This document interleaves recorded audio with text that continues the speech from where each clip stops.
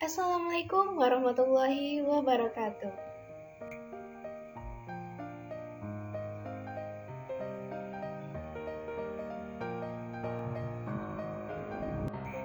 Pada video pembelajaran kali ini, Ananda akan mempelajari tentang materi memahami teks berita.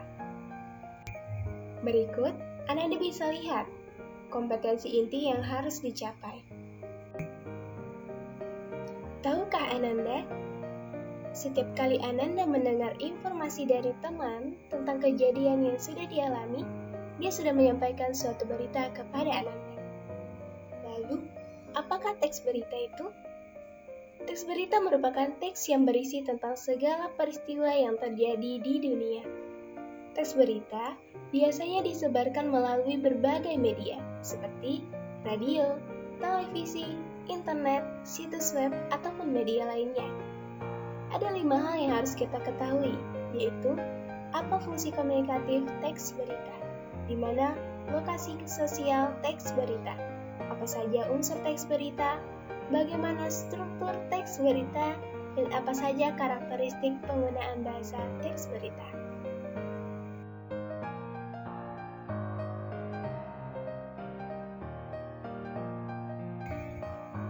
Marilah kita simak video berikut. Pertama, fungsi komunikatif teks berita.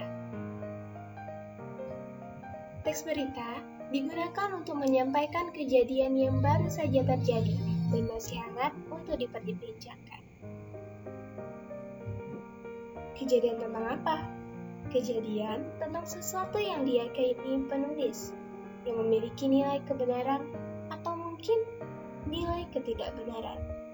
Misalnya, penulis menulis kejadian dengan judul Kejadian yang keliru tentang kecelakaan maut di Jalan Bypass Padang.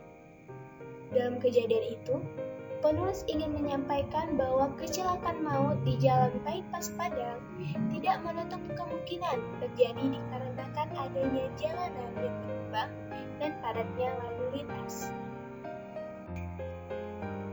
Kedua, lokasi sosial teks berita.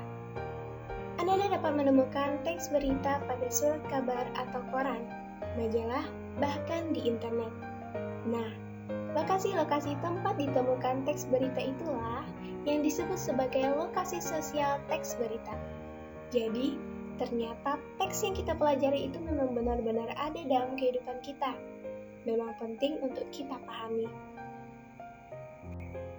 Ketiga, unsur-unsur teks berita. Secara umum, baik teks berita maupun teks lainnya memiliki judul, kalimat, dan paragraf. Unsur teks berita yang identik dan sudah sering kita dengar adalah 5W plus 1H, atau dalam bahasa Indonesia disebut adik Simba. Rumus ini merupakan unsur terpenting dalam suatu teks berita.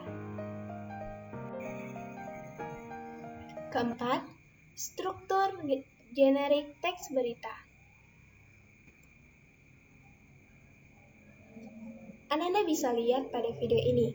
Struktur generik teks berita ada 3, yaitu teras berita, badan berita, dan kaki berita.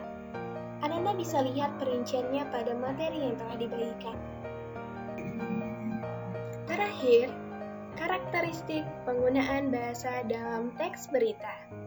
Di antaranya, menggunakan bahasa baku, menggunakan kalimat langsung, menggunakan konjungsi bahwa dan temporal, kata kerja mental, dan keterangan waktu dan tempat. Bagaimana? Apakah Ananda sudah paham?